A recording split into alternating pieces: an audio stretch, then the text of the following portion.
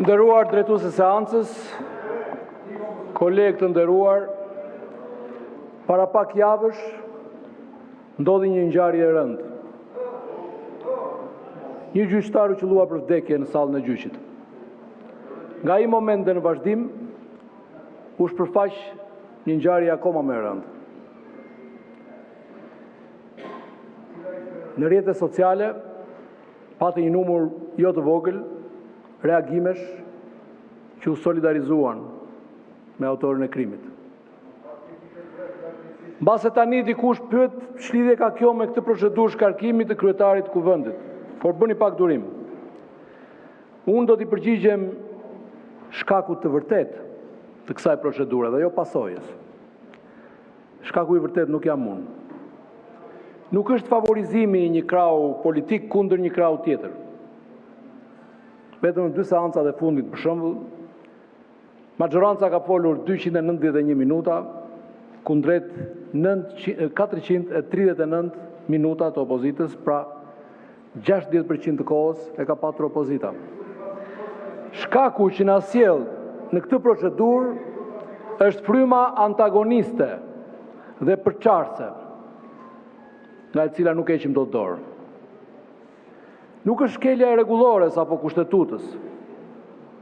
Ajo është vetëm etiketa e përdorur gabim. Sepse rregulloria nuk të lejon të fyesh, të shash, të akuzosh, të bllokosh foltoren, të pengosh fjalën e deputetëve të tjerë, apo të vendosësh të mos zbatosh masat disiplinore. Po kushtetuta.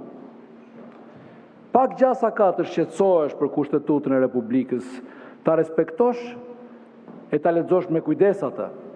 Nëse ti je gati ta flakësh në ajër e madje ta përdorësh librin e kushtetutës sigur mbi kokën e kundërshtarit politik. Problemi nuk jam unë, por mungesa e vullnetit për t'u angazhuar në një sjellje të re politike. Në respektim real, jo falso, të kushtetutës rregullore dhe traditës parlamentare. Kushtetuta rregullore apo tradita parlamentare garantojnë të drejtat e deputetit, por gjithashtu ndalojnë keq përdorimin e të drejtës. Keq përdorimi të drejtës duhet të jetë vija e kuqe, ku mbaron e drejta jonë për t'u folur e për t'u dëgjuar. Nëse do të bijem dakord për këtë, ashtu siç na detyron në fakt kushtetuta dhe rregulloria, gërma dhe fryma, ambicia dhe standardi evropian i parlamentarizmit, atëherë nuk do të përballemi me situata të shëmtuara që pamundsojnë zhvillimin e seancës. Por me sa duket nuk është kaq e thjeshtë. Në këtë mocion për shkarkimin e kryetarit të kuvendit na ka sjell rezistenca. Rezistenca për të mos lejuar askënd në pozicionin që unë kam nderin të mbaj, të guxoj, të ndryshoj këtë sallë, nga arenë dhune verbale në arenë të mendimeve alternative dhe politikës konstruktive, apo të shkurajoj personalizimin e diskursit politik, si pjesë e kulturës nga e cila duhet të ndahemi. Ndaj, le ta veshim këtë sallë, ku dhe unë bëj pjesë prej vitesh tashmë, me përgjegjësitë e vërteta edhe shpesh të pathëna. Kjo kulturë që shpesh kultivohet këtu vret shpresat e të rinjve, vret besimin të e nesërmja, vret optimizmin. E sa do e rëndë që mund të tingëlloj për veshët tanë, unë do ta them. Kjo kulturë e urrejtjes këtu ka pjesën e vet edhe në dhunën në shoqëri. Duhet përballemi me këtë të vërtetë të pakëndshme. Parlamenti nuk pasqyron thjesht shoqërinë, por e formëson shoqërinë. Çdo fjalë shqiptuar në këtë sallë jon përtej këtyre mureve. Kur qytetarët ndezin televizorin apo shpletojnë telefonin, na shohin ne, përfaqësuesit e tyre të zgjedhur, të angazhuar në diskursin parlamentar. Pavarësisht nëse e pranojmë apo jo, qoftë për mirë apo qoftë për keq, ne po mësojmë atyre si funksionon demokracia. Si duhet të sillemi kur nuk merremi vesh. Si duhet reaguar kur mendojmë se na shkelet e drejta. Kur merremi me sulme denigruese personale, kur bërtasim kundër njëri tjetrit, kur i trajtojmë kundërshtarët si armiq, në vend që t'i shohim si shërbëtorë të përbashkët të sëmirës politike, ne nuk bëjmë gjë tjetër veç se i kthejmë në normë shoqërore këto sjellje.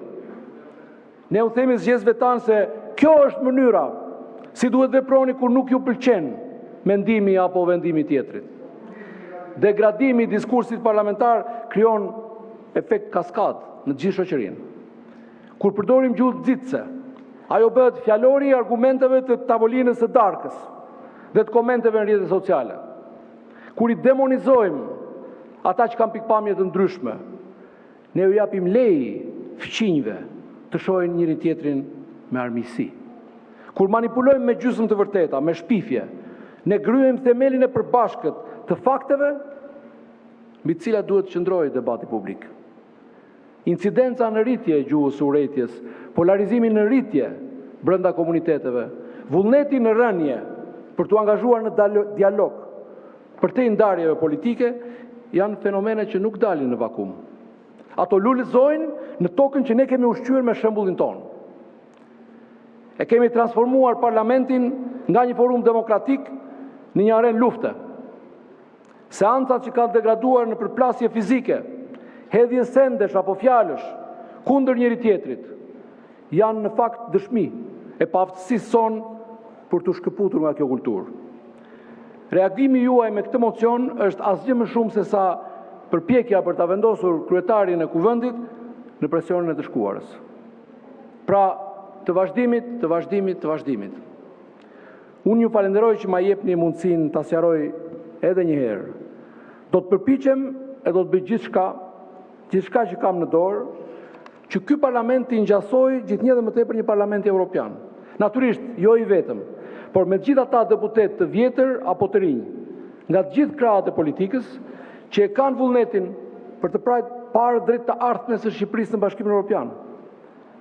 Atë që nuk ja kam lejuar vetes në gjithë jetën time politike, dhe që përkon edhe me frymën dhe me gërmën e rregullores dhe të kodit ton të sjelljes, të ngelur në letër shpeshherë, brenda të drejtës time ligjore dhe legjitime, nuk kam se si ta lejoj për të tjerët. Në jetën time politike, unë nuk kam denigruar askënd. Nga kjo foltore nuk kam sulmuar personalisht askënd. Nuk kam fyer, nuk kam shpifur, nuk kam përdorur emra familjarësh apo individësh, nuk kam shkelur mbi personalitetin e askujt.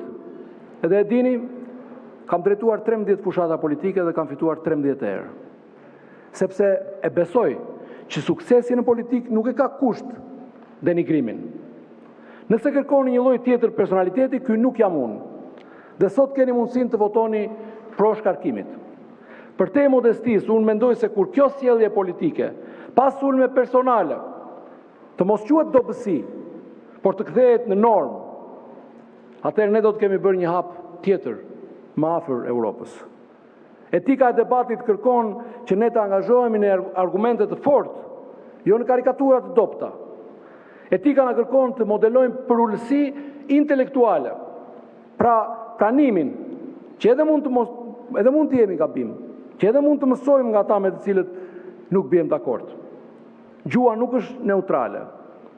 Fjalët mund të ndriçojnë ose të erësojnë, të bashkojnë ose të ndajnë, të shërojnë ose të vrasin. Gjua kocka s'ka, por kocka thyen, thot populli. Kur ne vendosim gjuhën politike si armë, duke folur për kolegët tanë si armiq, ne kontribuojmë në një kulturë politike në të cilën dhuna, qoftë retorike apo fizike, bëhet opsion. Në rastin më të keq, kultura që kemi lejuar të zhvillohet, i kthen diferencat politike në kërcënim ekzistencial, pra vret. Qytetarët fillojnë të shohin ata që votojnë ndryshe jo si fqinj me prioritetet ndryshme, por si armiq që duhen mundur me çdo kusht dhe me çdo mjet.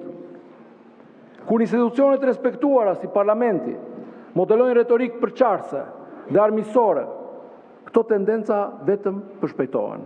E si mund të mbjetohet demokracia kur qytetarët e shohin gjysmën tjetër të bashkëqytetarëve të tyre si pjesëmarrës të paligjshëm në jetën demokratike?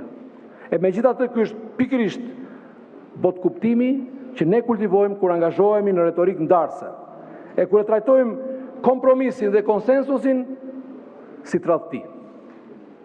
Ne nuk mund të vazhdojmë në rrugën ku jemi, duke kontribuar në polarizimin dhe fragmentarizimin e shoqërisë sonë. Duhet të njohim përgjegjësinë dhe mundësinë tonë unike për të modeluar një shoqëri më të mirë. Demokracia e fuqishme kërkon debat të fuqishëm, por fuqia nuk duhet përmbaj dhunë. Opozitarizmi nuk duhet ta përjashtojë respektin.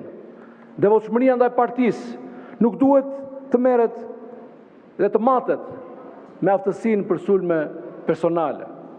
Ne mund të mos blihem dakord me forcë, ndërkohë që pranojmë angazhimin tonë të përbashkët ndaj vlerave demokratike.